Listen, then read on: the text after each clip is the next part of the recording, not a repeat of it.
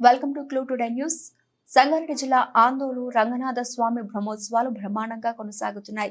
ఈ ఉత్సవాలు శనివారం స్థానిక ఎమ్మెల్యే రాష్ట్ర వైద్యారోగ్య శాఖ మంత్రి దామోదర్ రాజనరసింహ ప్రత్యేక పూజలు నిర్వహించి ప్రారంభించిన విషయం అందరికీ తెలిసిందే. ఆదివారం ఆలయంలో స్వామివారికి అష్టోత్తర కలశాభిషేకం, మంగళ స్నానాలతో వేద పండితులు చేస్తున్న సేవలను చూసిన భక్తులు గోవిందా గోవిందా అంటూ పలికి నామస్మరణలతో ఆలయమంతా మారుమోగుతోంది.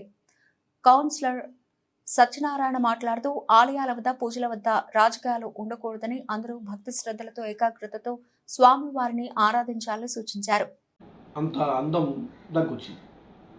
అయ్యా, కొంతమంది ట్రోల్ చేస్తూ ఉన్నారు, తప్పు పడతా ఉన్నారు.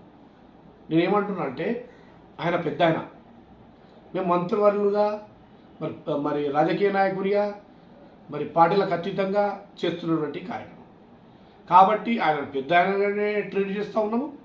మేమందరం కూడా కలిసిమెలిసి చైర్మన్లు కానివ్వండి, కౌన్సిలర్లు, పార్టీలకు అతీతంగా చాలామంది ఉన్నారు అక్కడ.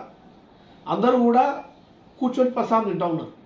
దాన్ని కూడా నాస్తికులు ఇటువంటి కార్యక్రమాలు చేస్తారు. అంటే భగవంతుని మీద భక్తిభావం లేని వాళ్ళే ఇలాంటి ట్రోల్ చేస్తారు. అందుకోసమే రంగనాథుడు ఖచ్చితంగా వాళ్ళకు ఏం శిక్ష వేయాలో అది ఖచ్చితంగా వేస్తాడు. కాబట్టి నేను మునుముందు చెప్పదలుచుకుంది ఏంటంటే, ఒక విషయం వాళ్ళకు తెలియజేస్తా ఉన్నా, మీరు మారండి.